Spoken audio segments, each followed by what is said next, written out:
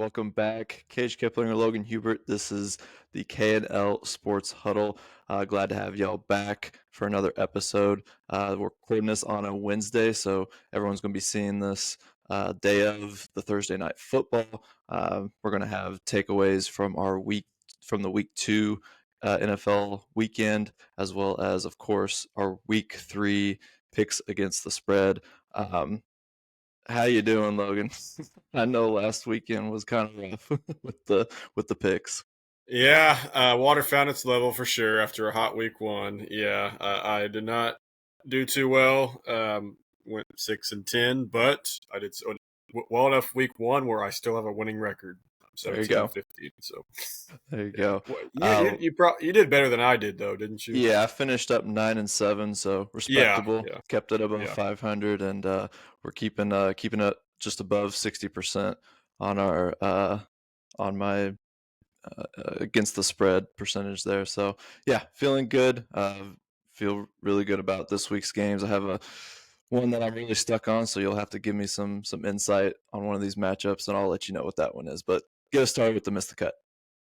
Absolutely. So apparently this just came in as we were recording, but the NCAA is actually eliminating the spring transfer portal window for football. So I'll ask you. So when did that usually start? That was like in the month of May, maybe end of Okay, April. Yeah. okay. Because the one I hated was the one that was right when the regular season was over, and it just Yep. made That was both the a whole real. Bo Perbula Penn State situation, which was really tough. So Yeah. So I don't have a strong opinion on this. If it was that transfer portal that was closed, I feel like that'd be awesome because they make guys have to play in their bowl games.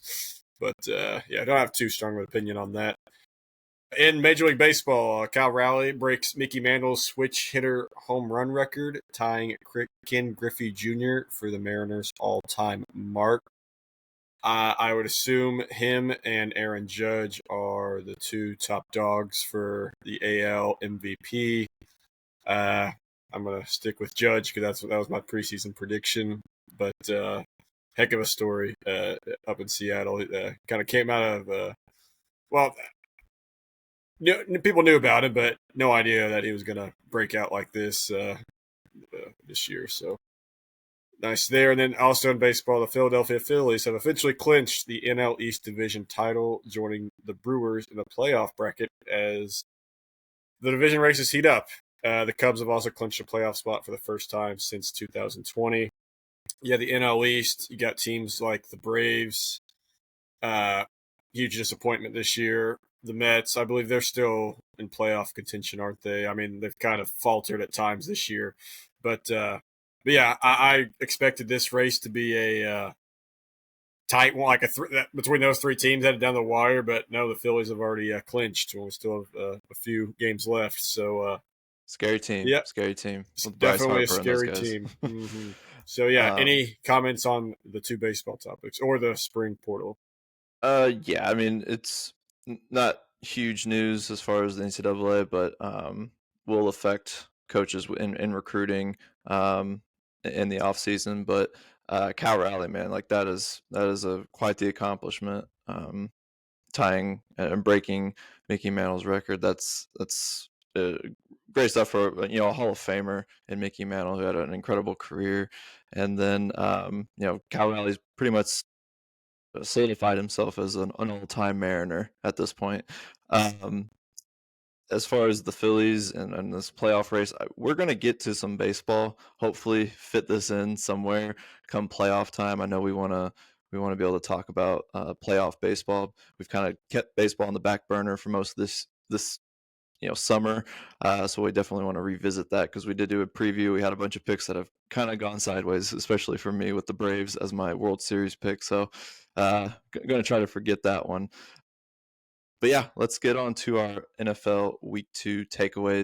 If you're listening on YouTube, definitely hit the like button, subscribe to the channel. We're growing steadily each and every week, so any help is appreciated. If you're listening on Spotify, go ahead, follow us, give us a rating and a review, and definitely check us out on Instagram at Huddle KL Sports. See some of our content in short form. We post reels on there every week and breaking news on our stories. Logan, fun week in NFL, week 2. Some interesting things happen. We're down a bunch of quarterbacks, I can tell you that much. And the biggest one being my Cincinnati Bengals, Joe Burrow, Toe Burrow, going down once again. At this point, you can put a label on him. He is injury prone, and there's a lot of different factors that come into play here. He's got a bottom 5 O line. He's pretty much had that in every season he's played in.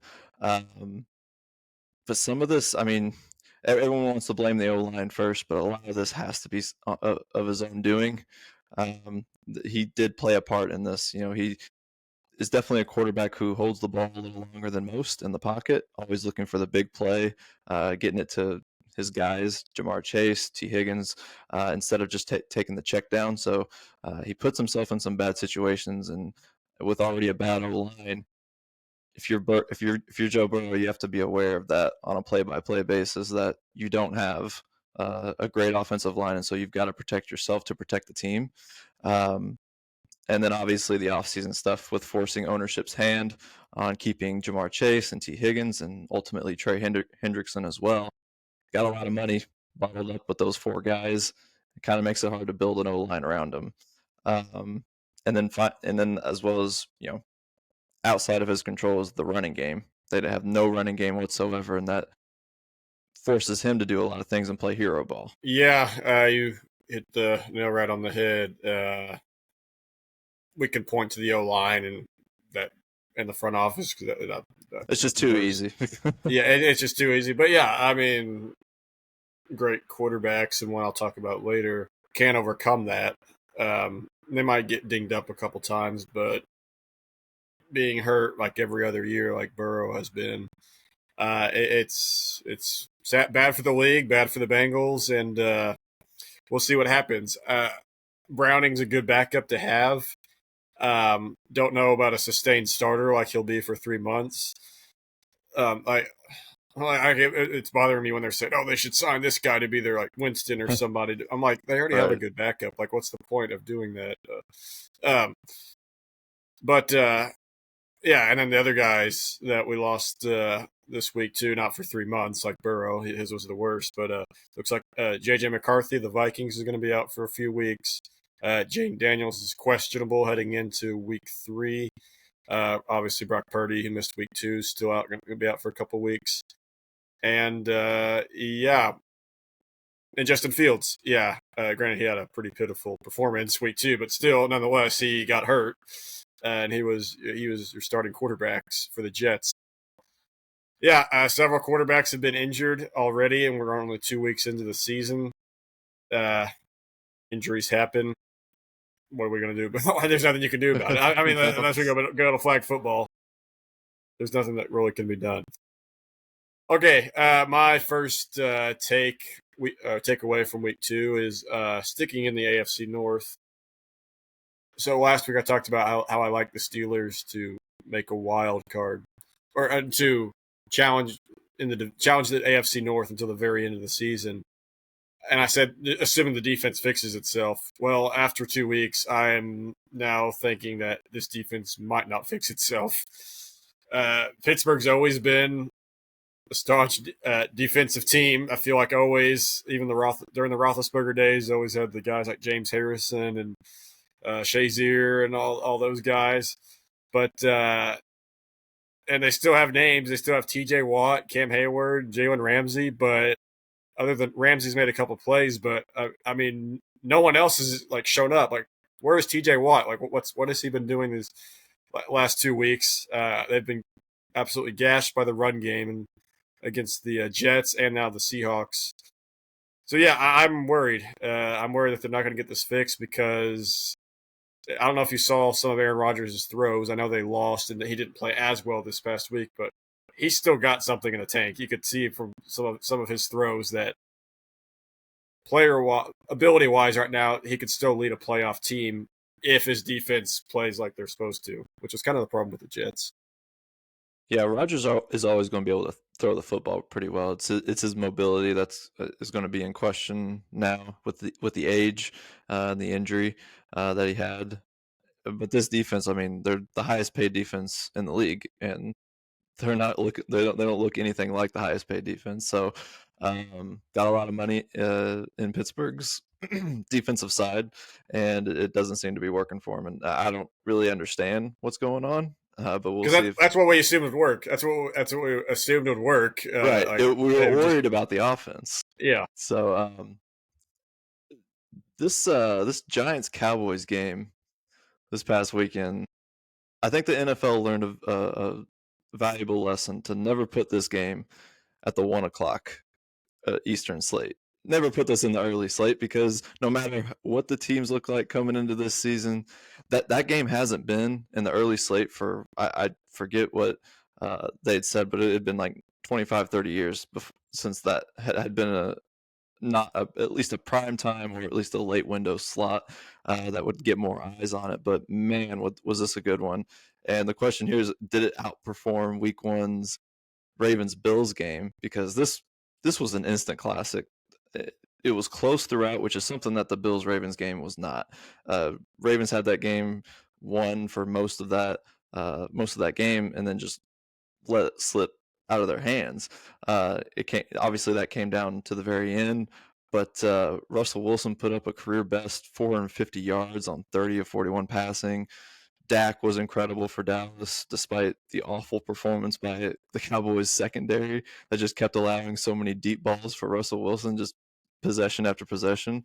And then you have the best boot in the league and a guy who got me 23 fantasy points. That was Brandon Aubrey. Since 2023, he is 27 of 30, 90% on 50 plus yard field goals. The most makes in attempts from 50 plus.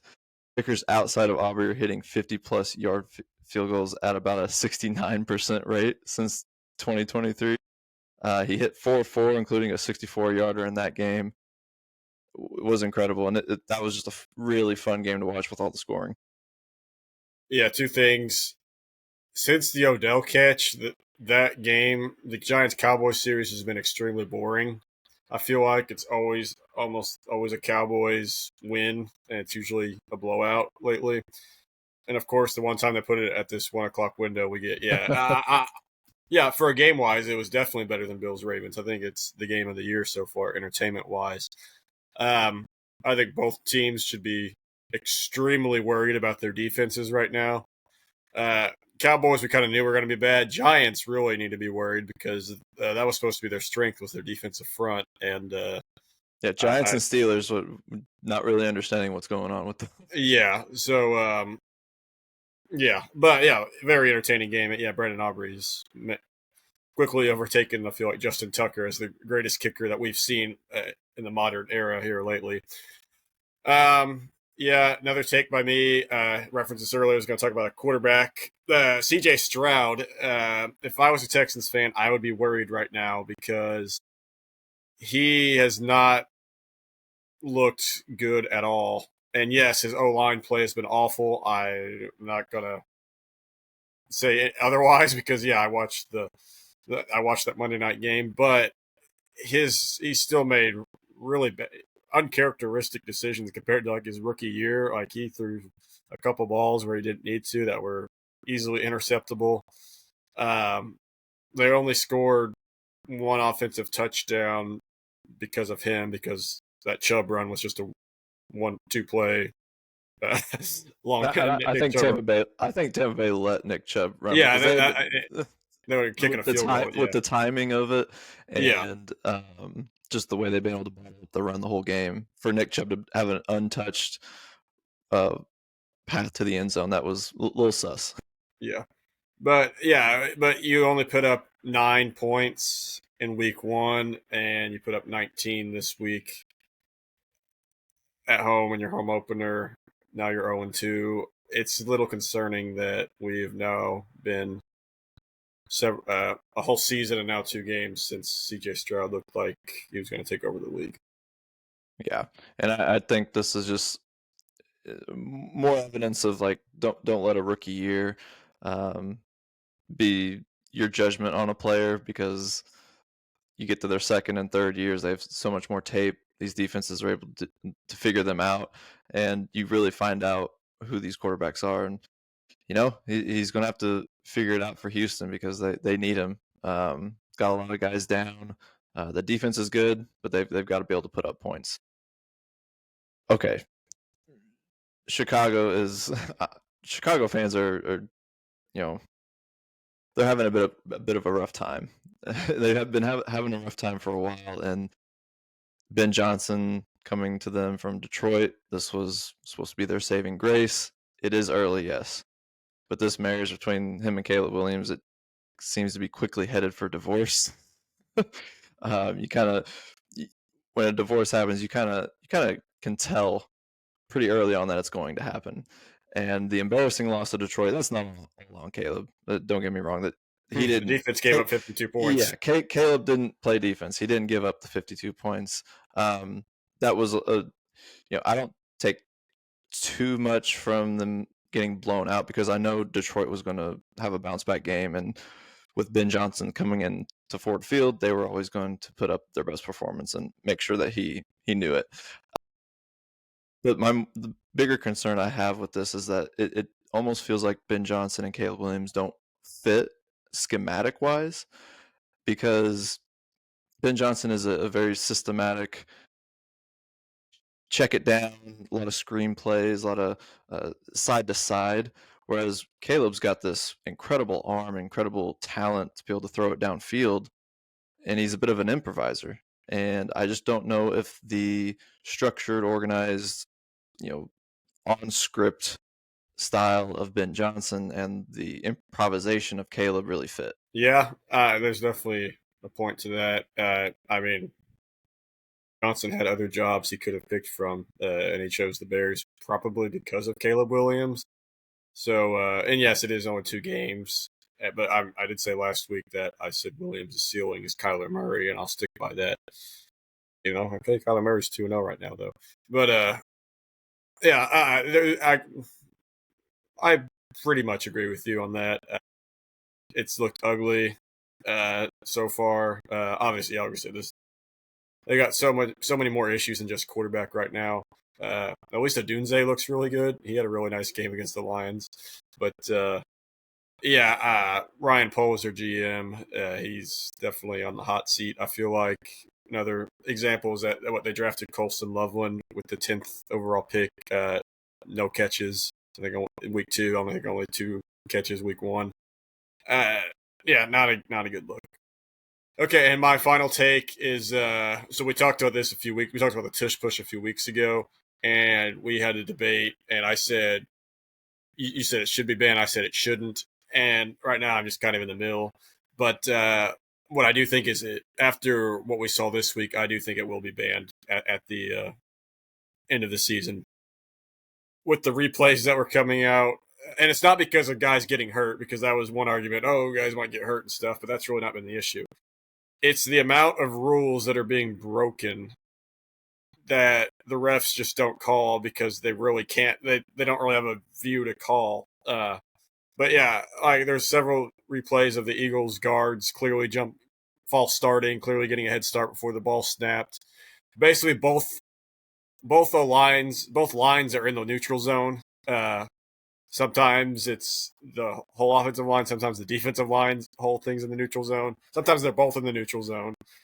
It's just not football. I mean, when you're breaking, having penalties not called pre-snap, and there's constantly not being called, it's not football. It's not what the game was meant to be. So I was watching some replays of like the first few tush pushes they did, and if they started going back to that, it'd be fine, I feel like. But I feel like teams are just grown so tired of it. They're just trying to find ways to stop it. And the Eagles have just kind of embraced that and they know they're not going to call anything, that it's gotten too out of control and I just need to ban the play. Yeah, teams will do things that they know they can get away with, and they'll push the boundary of that. Last weekend that was noticeably awful. Like just being able to see the replay in a Fox game of the week where there's a lot more cameras on it. It's not a fun play to watch, in my opinion. You don't never know where the ball is. Um, Yeah, that's another you thing. you just see a pile of bodies push forward, and Yeah, you're like, oh well, I just assume that he got across and didn't get like a wrist or knee down. that like if he fumbled it, you don't really know when the play was blown dead because he's on top of a bunch of bodies. So yeah, there's just too many variables that it's hard for referees. Like I'm not blaming the referees. Like they just can't. They have no good vantage point of it. And yeah, So the tush push is back into the minds of fans and coaches and officials again. So and they we'll got see close what to happens banning. with They that. did get close to. There was just 2 teams shy of reaching the 2014 mark of getting it banned. So I feel like very good chance it'll be gone by next year. All right. Week 3 NFL picks against the spread. I'm really excited. Some few things to note as we've had a couple weeks of games go by. Big favorites are covering and winning. Starting to be another good year for favorites like it was last year. A lot of the public is doing pretty well on their bets. Favorites who closed at more than 4 are 12-0 straight up this season. 64-7 straight up since week 13 of last year, and favorites of 6+ points are 47-4 in that span. We had some big favorites winning last week with Detroit, Baltimore, Buffalo, San Francisco, and the Rams all winning and covering. Cowboys and Cardinals won, but they did not cover. Teams that have failed to cover the first 2 weeks, this is something to note because in week 3, those teams are 60% against the spread since 2010. This week, those teams are Pittsburgh, Miami, Houston, Kansas City, Denver, and Chicago. And I like a few of those teams. So let's get to our first game. Thursday night football. Most people will be hearing this. This will be the game tonight. Something for Dolphins fans because there's a lot going against them here. Underdogs are 6-2 against the spread in night games entering week 3, the most profitable start for dogs in night games since 2016. After that, it's not much. There's not a lot of good news. This is sitting at Yeah, 11 and a half. none of those teams were the Dolphins, though. Right. And if anyone's been listening to this podcast for some time since we started doing division previews, I think they kind of know our stance on the Dolphins at this point. They hurt you last weekend, and I think the weekend before that, and it's not looking good again for them here because Tua is 2-13 straight up and 4-10-1 against the spread away from home versus winning teams in his NFL career. His last straight up win came in September of 2022 against the Ravens. That's 10 consecutive losses. It's pretty clear. I did this last week with the double digit favorite Ravens, and I got that. I think it's going to happen again for me here with Buffalo. Yep, I will take the Bills minus 11.5. The only fear I have is just a backdoor cover because it's a short week for the Bills. They're clearly the better team. Jump out to a 3 touchdown lead and just take their foot off the gas and just chill, knowing that we don't want to risk injury. And then like they only win by 10. That's the only thing to fear, in my opinion. But I just the Dolphins are terrible. So the Dolphins have been mediocre for like the last several years, but it's always a guarantee. Pretty much always a guarantee they win that New England game at home. Obviously, they put up a much better fight. It was a game that they always win, and they ended up losing Yeah. it. So that just tells me they're not. There's just nothing salvageable with this team. So, and the Bills have looked great. They blew out the Jets last week. I think they'll keep rolling on a short week. Yeah, Bills minus 11. Yeah, and Miami specifically has issues with Buffalo and Josh Allen. They're 2-13 straight up against him, including 0-8 straight up in Buffalo and 1-8 straight up in the Tua versus Josh matchup. So, yeah. Packers at the Browns. Let's head to our Sunday slate. This one coming in at, I believe it was through 8.5. Is that what you're seeing with I that? saw it at 7.5, but it was 8.5 a few hours before I checked that. So I think it's swinging Yeah, between that it seven has and it a half. has gone up in favor of the Packers. I think this opened at around 7. Matt LaFleur dominates the early part of the season. 17-6 against the spread in September, 8-1 in true road games. No head coach is better at covering early than LaFleur. The Packers are 17-3 against the spread with their first 3 games of the season since 2019, best of any team in the NFL. I am going with Cleveland here at plus 8.5. So teams that start 2-0 straight up and against the spread and are covering at a high margin tend to struggle with an inflated spread in their third game. Teams covering by 6+ are 42-53-2 ATS. And teams that cover by 9+ are 29-4-2 ATS since 2003. The Packers are covering by 9.3 points per game entering this matchup versus the Browns. And the Packers really haven't faced a defense like the Browns in their first 2 matchups. And so I think coming off their previous win against the Commanders, I do like the Browns in this matchup at home. Yeah, the Browns have kind of had a reputation of like playing well against really good teams at home.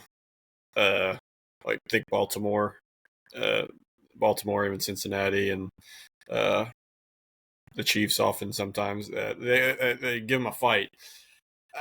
Difference is this is probably the worst Browns team here lately, and I like the Packers with the extra rests. Green Bay is just playing too well on both sides of the ball, and the fact that I thought this could have been a double-digit spread. For being honest, it's what I thought it was going to be. So if it's just 7.5, like I'm seeing, I feel pretty confident that the Packers will cover that. Okay, AFC South matchup time: the Colts and the Titans. I am currently 0-2, picking against the Colts, and I am going to pick against the Colts again. As long as I keep doing that, if they keep winning, I'm just going to keep doing that. So I'm going to go Titans. I'm going to go Titans plus 4.5. I just think the Colts are playing too well right now. No punts. No punts. Like they have not punted yet. They've only no turnovers. No either. turnovers. Yeah, their only 3 possessions was a kneel down, and 2 turnovers on downs. So, but yeah, and that was against a really good defense in Denver last week. So, the last 2 years, this game has been at Tennessee has been decided by a field goal, and that's kind of, if I had to predict like what the score was going to be, I just think the Colts win by a field goal. I just think there's going to be a little bit of regression on their first road game of the year, and since it's above 3, I'm going to take the Titans plus 4.5. I just don't think their offensive success is sustainable at the moment, and it's a division game, so that always throws a wrench in how to go about these games. Yeah, I'm there when a team's really hot. There's certain times when you want to jump off the hype train. Right now, I'm staying on with the Colts here. I picked them against Denver last week. I think I want to stick with it for at least one more week. The Colts are just the 4th team since 1960 to have consecutive games with 0 punts at any point during the regular season. The other 3 teams that did went on to win and cover their 3rd game after the streak. That was last year's Commanders in weeks 2 and 3, 2021 Bills in weeks 16 and 17, and the 04 Steelers in weeks 15 and 16. If you want to back Tennessee, this trend here is for you. In 2024, dogs in the AFC South went 11-1 against the spread, and since 2019 they are 45-27 which is 63%, best of any division. For me, I got to ride the Daniel Jones, the Indiana Jones the train here until I see something different with their offense. And really, I mean, you look at Tennessee, they're giving up a league worst 5.4 yards per carry through the first 2 weeks, and they'll be facing a top 5 back in Jonathan Taylor. So I like my chances here. Not my favorite pick, but I do like this one going into week 3. All right, Bengals and Vikings. This is going to be an exciting one. It is the backup bowl. We got Jake Browning and Carson Wentz facing off in this matchup.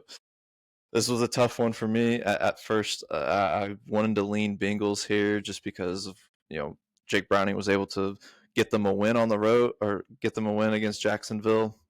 But they're going to be facing a really tough defense in Minnesota, and with that O line, I don't feel good about Browning either. So I throw trends and everything out of this game. This is just what do the teams look like around these two backups, and I have to go Minnesota at -3.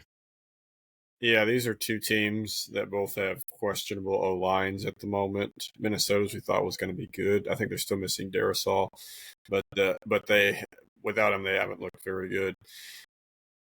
And while at this game, I just looked at with the two backup quarterbacks who has the best unit on the field, and it's clearly the Vikings defense. The Vikings defense clears all other units in this game, and they have home field advantage. I was with you with the backup quarterback situation. I just don't feel great about this pick, but I'm gonna go. Yeah, I'm gonna take the Vikings -3 because I mean the Vikings defense has looked good in both weeks 1 and 2. Like they look like they're picking up right where they left off last year.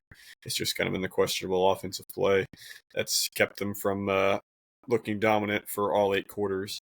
And the other thing is the Bengals have never won or covered in Minnesota ever. I know. So obviously they're AFC and NFC, so they don't play each other very often. So they only play at Minnesota once every 8 years.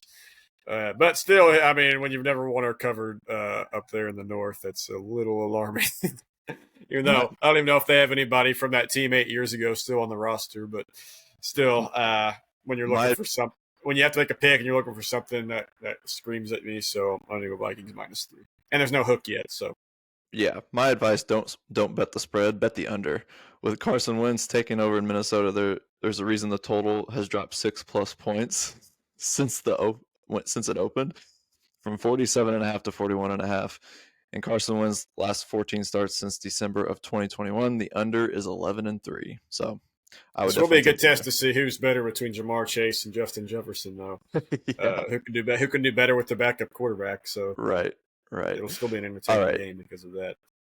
Okay, This next we have the Patriots and Steelers. Patriots are hosting this game, I believe.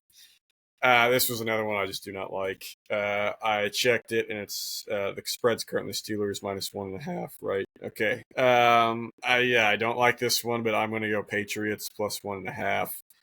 Uh, Pittsburgh and Rodgers have just historically kind of both Pittsburgh and Rodgers separately have both struggled at New England for some reason. Obviously, the Brady era kind of uh, made that thing happen for Pittsburgh for all those years, but still lately it's the trends kind of continued. Uh, I don't like the Patriots. The Patriots have looked worse than I thought they were going to be this year. I know they beat the Dolphins, but it still wasn't a very encouraging win. But they're at home. Both these teams are about on the same level, I feel like. And like I said, I don't trust Pittsburgh's defense yet. And I feel like Drake May did play a lot better, I will say, week 2. And I think he'll continue that and they'll cover the spread. The Patriots +1.5. Don't like it, but this was the one I was hoping you'd give me a little bit more on. This was the one I am going back and forth on. well, Pittsburgh's Um, burned me twice so far this year, so I'm going to go against them. and I would just have to say I do lean New England just because they're at home. Uh, it's a new era in Pittsburgh, but it's the same issues. They've struggled with the Patriots lately. They're 1-8 straight up, 1-7-1 ATS versus New England, dating back to 2013. So I just have to bet the trend here. And Tomlin as a road favorite never really works out. I don't have too much to say about the rest of the spread, but Rams Eagles. This is a rematch of a playoff game, an NFC playoff game from last year, and to me, this should be a Sunday night football game. I don't. This just Giants seems Chiefs, baby. That's the more intriguing ripe for one. the picking for an NBC Sunday night football. But the Rams and Eagles, they faced off in Philly in the playoffs last year. The duo of Sean McVay and Matthew Stafford is just 9-14 ATS when facing a team after losing to them in their previous matchup, including 5-9 ATS outside of the NFC West. I like the Eagles here. The Rams' last 11 games, they've won 9, and their 2 losses have been to Philly. I think Philly just matches up really well against them, And at the 3.5 number, I'm fine with that. There is that hook, but I think Philly can beat you in a lot of different ways. They haven't really used their passing game much, and maybe this could be a game where they break that out. So yeah, they played each other twice last year. Philly won convincingly in the regular season Sunday night game at Los Angeles, but that playoff game was a close one. It was the Rams were the only team that gave Philly really any fight, and it came down to the final possession. Granted, it was 30 degrees and snowing in that game. That just kind of made the whole game a mess. And checking the forecast now for Philadelphia, it'll be overcast and 75 degrees. No chance of snow. So, no chance of rain either. So it looks like normal football weather.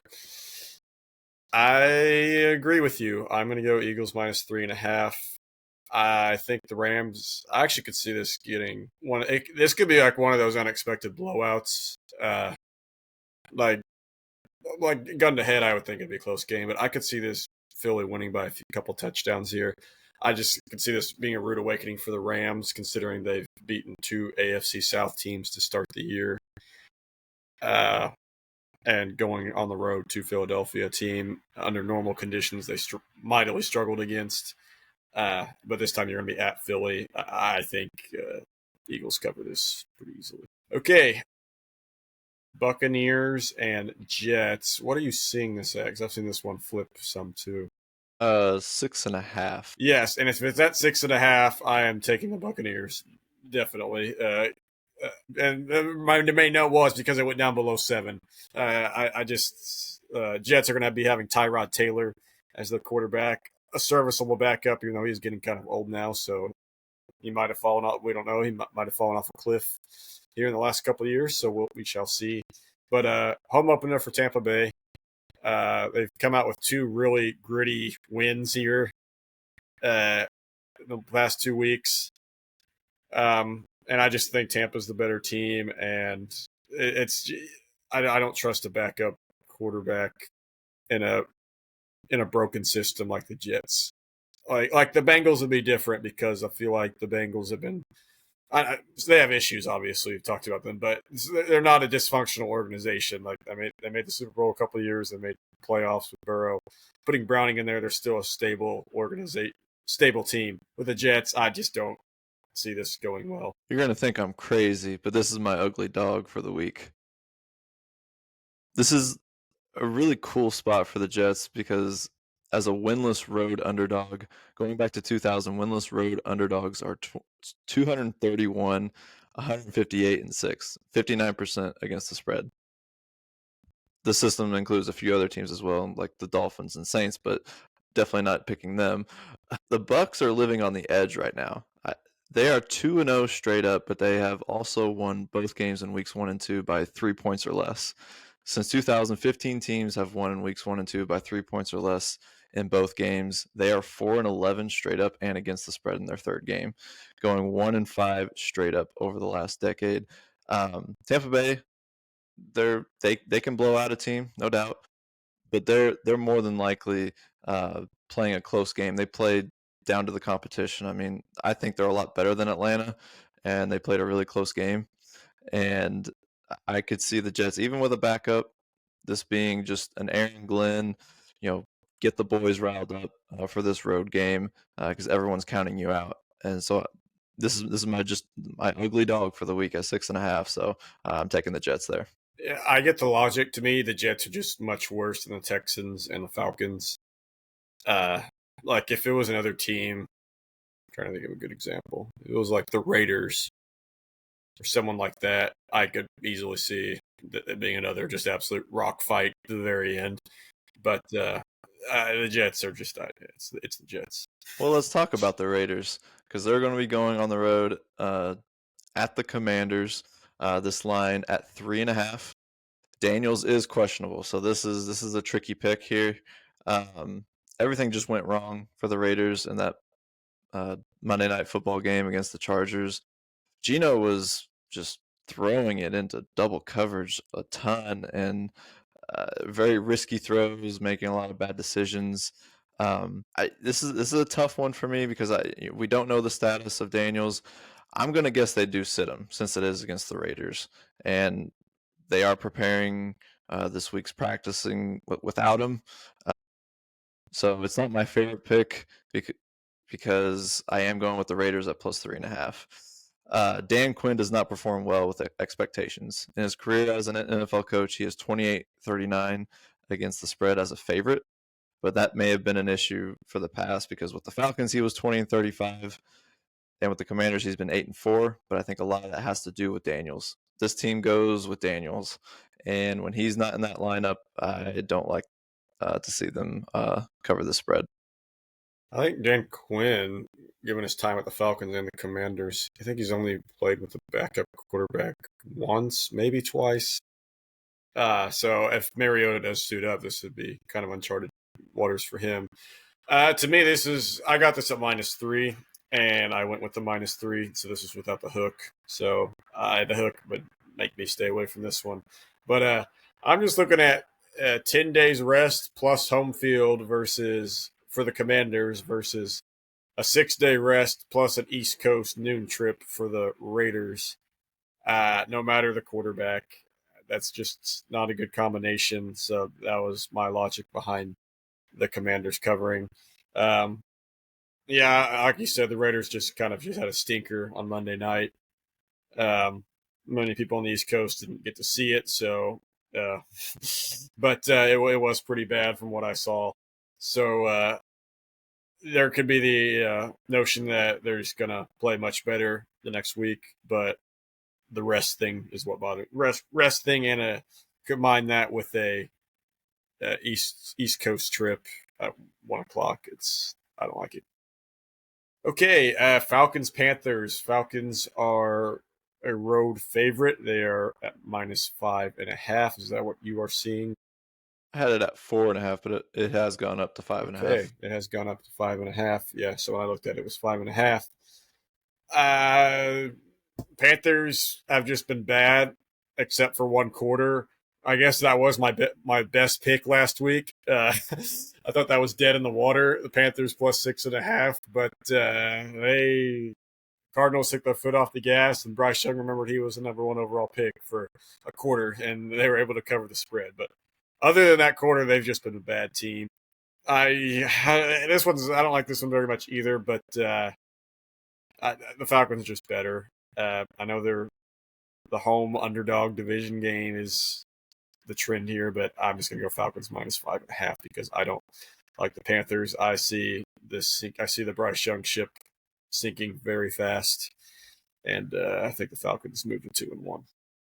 Yeah, I'm not letting garbage time Bryce Young sway my pick here. He has looked, for the most part, a lot more like the Bryce Young that we'd gotten accustomed to at the NFL level than the one Well, we saw at yeah. the end of last season. Point out to that. So yeah, it was garbage time, and then they got the onside kick, so it was no longer garbage time. And then yeah, they looked terrible in that last possession. Exactly, exactly. So my pick clearly is Falcons. Even if it has gone up, I just think it's a much better system with and they have a pass rush now, which is amazing. I never thought we'd see it for the Falcons. Yeah, that I'm gonna wait because that was incredible. I was like, what was I seeing on TV? Atlanta Falcons defense. So I'm not gonna say they're great yet because it's the Falcons, and Falcons and defense normally don't belong in the same sentence. Right. But we'll see. Yeah, it was encouraging last week. All right, Texans at the Jaguars. Another divisional game. This one, AFC South again. The Texans played on Monday Night Football against the Buccaneers, obviously, which puts Houston on a short week. Stroud has made 5 career starts, went on an extended prep. The Texans are 4-1 against the spread in those games, covering the spread by 6 points per game. Texans, I think, are more desperate here. They're 0-2, and they don't. If they want to have a shot to reclaim their division crown, or at least defend it, I think with there's just more for this game for them. And I think with all the talent that Jacksonville has, Trevor Lawrence has become a liability. I mean, they let that one go against Cincinnati. That should have been a win, and just some poor decision making there. Yeah, I have to go Texans here because I just think they can't go 0-3 to start this season. Yeah, I put two notes here. One was Texans are just due for a win, and the other one, so yeah, no statistics, no nothing, just they're due for a win. And the other one is though, I mean, Texans have dominated this series at Jacksonville in the past. They're 12-2 straight up, and 10-4 against the spread since 2011 at Jacksonville. So we know if they that tells me if they do end up losing this game, then the ship has sunk for the 2025 Texans. But I don't think it's going to happen. I think they're going to cover the 2.5 and win this game. It's going against my logic for the Commanders Raiders game about the shorter rest, but the Texans don't have to make as long of a trip, and they're playing an opponent they're used to. So, like I said, take the Texans plus 2.5. And we got another divisional game. This one's out in the AFC West. We got the Broncos at the Chargers. I'm going to go Broncos plus 2.5 here. Juan Bo Nix just often plays better on the road than at home for some weird reason. We saw that again these past 2 weeks. Week 1, he was awful, but the defense stepped up for him. Week 2, he was pretty good, -1 interception, like really good, -1 interception. But this time his defense let him down. And I think the Broncos defense is just too good to have that bad of a performance again. It's a division game. Weird stat that I saw. So the Chargers, uncharacteristically, don't see this very often, but they're about to play their third straight division game to open up the season. It's just a weird stat, but yeah, teams are. So that's happened 7 times over the last 20 years, and those teams are 1-6 against the spread in that third division game to open up the year. So the Chargers 2-0. The Chargers are a cursed franchise, so I feel like they're due for a loss. And I think both of these teams are on about the exact same level. And plus, the Chargers just don't have any home field advantage at all. Right. So That I trust Sean Payton in this situation. So yes. Yes, no home field advantage for LA. As a head coach of the Saints and the Broncos, Sean Payton is now 12-24 ATS in the first 2 games of the regular season.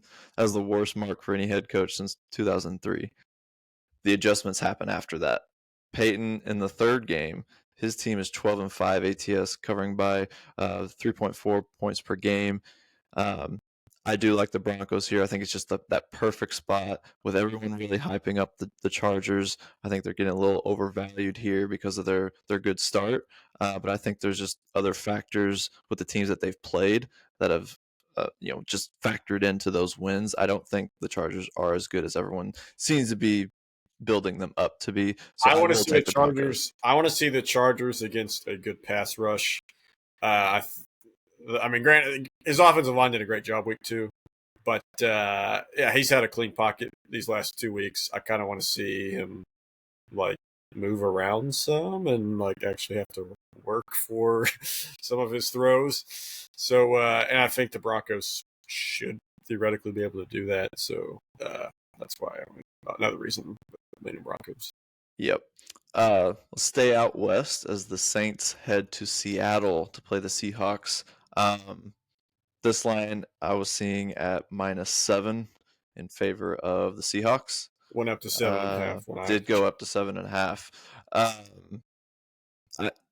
Even with the hook, I don't have too much to say except for the fact that Spencer Rattler has now made 8 career NFL starts and has yet to find a win. He's 0-8 straight up. Rattler's last win in college football or NFL came against Kentucky on November 18th of 2023. And then whenever if you want to make the case for Sam Darnold, he's been favored by 7 points or more 3 times in his career. This week is getting close to his biggest favorite for his career. He was -8 Carolina at Houston, where he won 24-9, -7 Minnesota versus Chicago, won 30-12, and then -7 Minnesota at Jacksonville. He also won that 12-7. Darnold has closed -6 or higher 6 times as a starter, and he is 6-0 straight up in those games. I think the Saints are just a bad team. Played a couple games decently close with teams that are, we don't trust the Cardinals too much. as a winning team, and then obviously with a backup quarterback for San Francisco, I'm going to take the Seahawks here. Yeah, I'm with you. I'm taking Seahawks -7.5. Yeah, the Saints are not a good team. They're a bad team. Give credit where credit's due. Rattlers looked like not a franchise quarterback, but he's played well enough to make him look like, okay, he's not as bad as I thought he was. Uh, he's put up pretty good stats here in the first couple of weeks. Yeah, the biggest indications they're a bad team. They've played 2 competitive games in weeks 1 and 2, but they didn't cover. They didn't cover either one. Both at home. Yeah, both at home. Failed to cover both of them. And usually when a bad team plays okay for a couple of weeks, they're just due for an absolute stinker. And this is going to be their first road test. Lumen Field's always a hostile environment. This could get out of hand for the Saints pretty quickly. Seahawks have a great defense. I can see the Seahawks winning this one by double digits.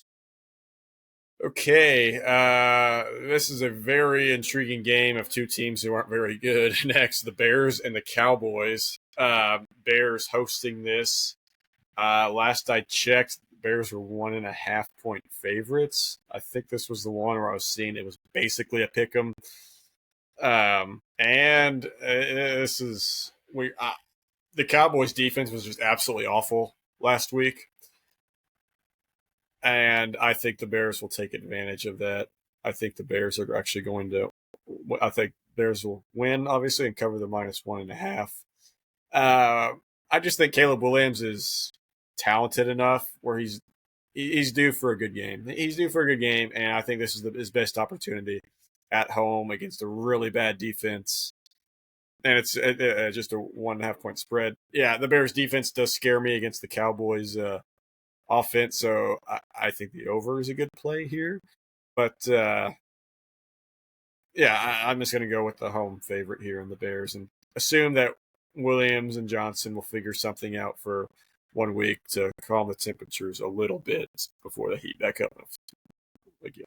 Yeah, I don't think Jerry Jones signing Jadeveon Clowney is going to do much for the Dallas. I mean, it doesn't hurt. It doesn't hurt because they need anybody who's ever pass rushed before. Anyone would help, but this is a great bounce back spot for the Bears against a team who also has high expectations.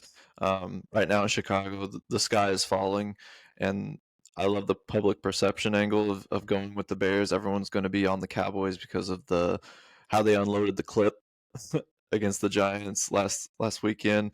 I think both the Cowboys and Giants are going to regress offensively in some ways where they're not going to be able to put up the amount of points that they were able to this week.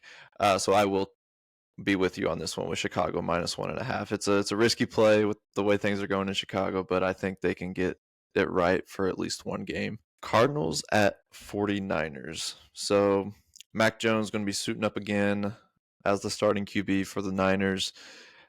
And look, I think you can just put any quarterback into that San Francisco system, and Kyle Shanahan is going to make something out of nothing. Because now people are looking at Mac Jones like, did we get it wrong? Let's go back to his Pro Bowl season. Let's go back to his rookie season, what he did with the Patriots. I am taking 49ers here because of the short spread at 1.5. I think they'll have just enough to be able to get past a Cardinals team, which I don't really know what they are yet. Obviously, early in the season, we do like Kyler. It's the back half of the season we don't. But look, the Niners are my Super Bowl pick, so I gotta ride them in some of these games that I think they should win. Yeah, the Cardinals have played two bottom 5 teams in the first 2 weeks to open up the year. This was probably my one I'd think about the most. Just the Mac Jones thing is just I will never trust Mac Jones no matter the system. Yep. And I'm gonna stick with what I was saying. I think I said this 2 weeks ago. The Cardinals are just exactly like the Seahawks of last year. They're going to start 3-0, but no one's going to care. No one's going to respect them because they're playing 3 easy teams. I'm going to say the 49ers are an easy team right now with their injuries. I mean, their defense, I think, is still pretty good. But I think the Cardinals' defense has looked pretty good too. Other than They garbage have. time against the Panthers, I think they could spell trouble for Mac Jones in the offense. Kyle Shanahan is not great at home versus his own division. He has a losing record at 9-14-1. The Cardinals actually won this game last year, if you recall. That was kind of the beginning of the end of their season. I felt like that was kind of like, the 49ers are losing to Arizona at home. That's not a good sign at all. Because I remember Arizona came back and won that game.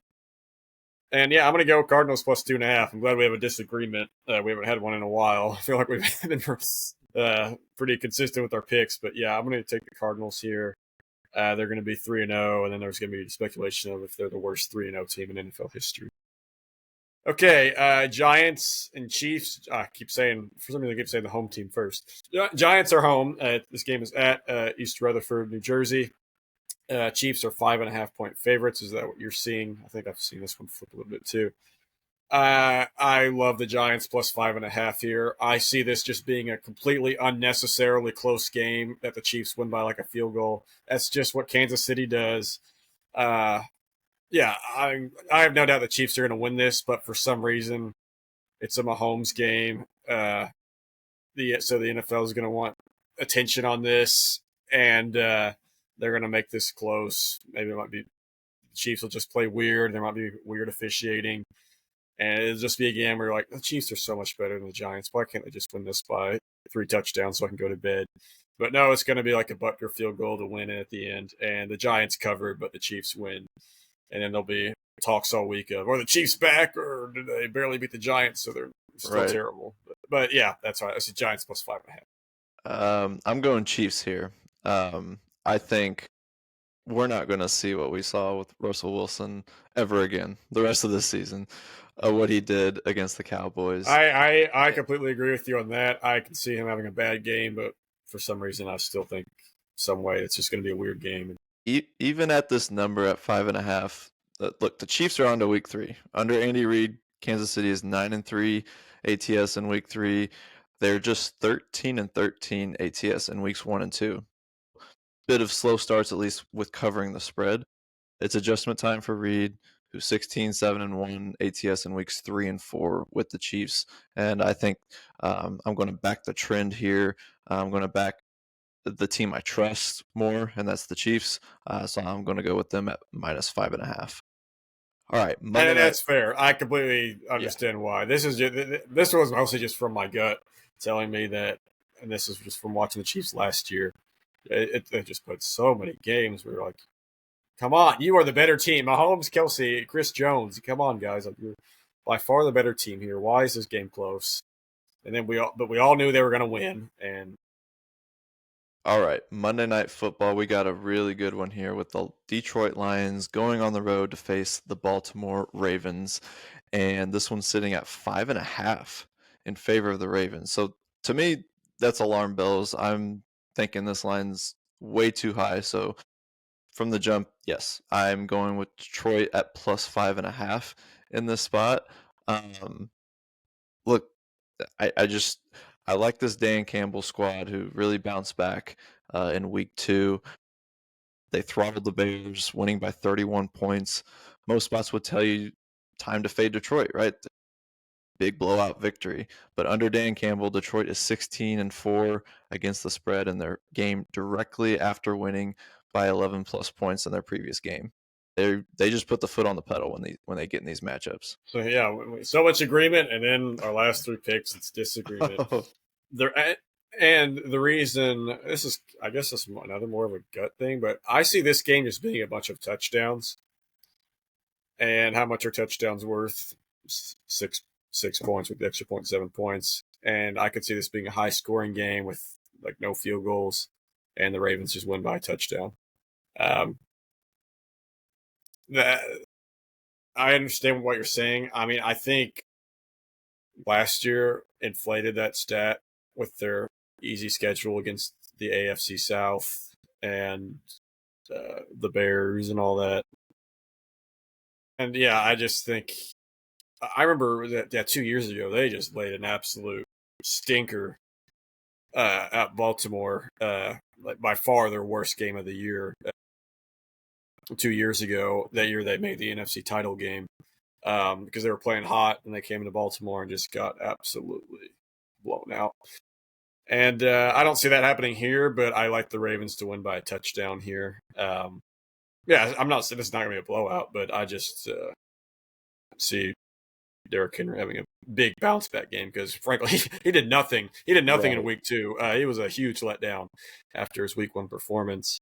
So yeah, that'll be my pick. I'm glad, like I said, glad we had 3 disagreements at the end, so our records will be a little bit different. It'll make for a fun prime time Sunday and Monday for us. Absolutely. Yeah. My only Yeah, issue that with Monday night game is great compared to that Sunday night game. Gee right, whiz. right. My only issue with this week in the NFL is that we're having Jared Goff, Lamar Jackson, Josh Allen being taken away from our Sunday. So like kind of, dilutes the the quarterback play for our Sunday, but should be another fun week in NFL Week 3. I feel like we've still gotten off to a decent start despite what happened to you in Week 2, but should be a Water lot of fountains fun. level. Water fountains level.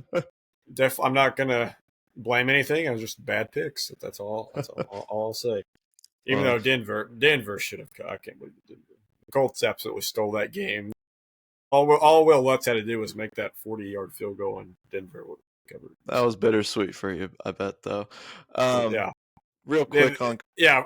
Craziest ending to a game. That for sure. That goes to that game with the awful clock management by the Colts, and then getting absolutely bailed out by a penalty that was the correct call. Even Sean Payton's admitted it was the correct call. The only issue is why would you even try to block a 60-yard field? Like, why would you do anything remotely close to breaking the rules on a 60-yard field goal?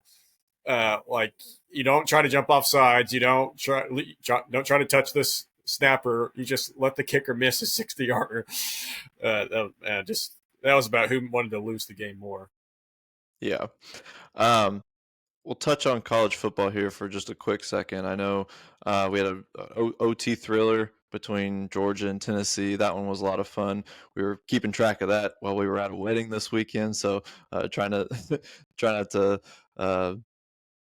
pay too much attention to it, but keep an eye on it. And then we had Clemson and Notre Dame taking their second losses of the season, which Clemson looks really bad. I'm definitely more concerned about them than I am Notre Dame. But the college football playoff outlook for Notre Dame, that's the real question here. Yeah, Notre Dame's like the Chiefs of the NFL right now, where they're 0-2. Obviously, it's a bigger deal for Notre Dame because Right. there's less teams in the playoffs, but they're 0-2, but they just played 2 really close games against 2 really good teams. Granted, Notre Dame absolutely should have beat Texas A&M at home. That was I didn't see that coming. I thought Notre Dame would have bounced back after a week off. But yeah, Notre Dame is still winless going into week 4. So, Yeah, but yeah. yeah, Clemson. Yeah, Clemson is this is a train wreck. Because this is the highest expectations they've had since Lawrence. I feel like, and yeah, it's bad. But we got a decent slate this week. Decent. Yeah, nothing spectacular. The big one for me locally too, it's the Illinois to Indiana game. That's huge. Number Both 9 teams are Illinois. ranked. Both teams are ranked. For some reason Indiana's a 5.5 point favorite. I really don't know why. Home field. Maybe Vegas knows better more than I do, but really we don't know anything about these teams. I mean, Indiana's beaten 3 nobodies. Illinois is basically beaten 3 nobodies. They beat Duke on the road. They blew them out, but Duke's not any good.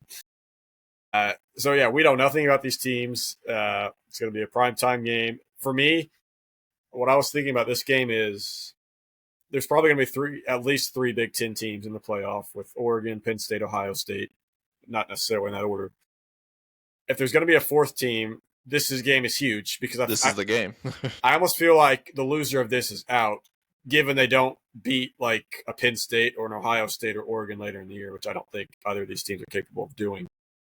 So yeah, I think the loser of this game is just out of playoff contention most likely, and the winner has a path. I will say that. And then other Big Ten game, Michigan at Nebraska. I like that game. I do. We'll see if Nebraska is finally for real. This seems like an absolute classic Nebraska let down their fans and people think they're back. Right. But I don't trust Michigan yet Yeah, either. And then Bryce Underwood getting to have his first Big Ten test, right, against Patrick Mahomes. Oh, I mean Dylan Raiola. So this should be a lot of fun. I just sneak that in there. One that I'm really looking at that I think not a lot of people are really looking at, but could be the best game of the weekend is Texas Tech at Utah. A couple ranked teams. Big 12 was big wide noon open. kickoffs there, I'm pretty sure. Big noon kickoff. Yep. And it should be a lot of fun out west. And then I do like the Jackson Arnold homecoming to Oklahoma as Auburn goes to Norman this weekend. That's the SEC game of the week for sure. Yep. Yeah, that'll be a good game as well. Florida Miami could have been cool if Florida would. Could have been. Coulda, shoulda, woulda. All right. Well, that'll wrap things up for us at the K&L Sports Huddle. We'll be back next week again with some takeaways from Week 3 and our Week 4 picks. Started off pretty good. Let's keep it going, Logan. We'll see y'all next week.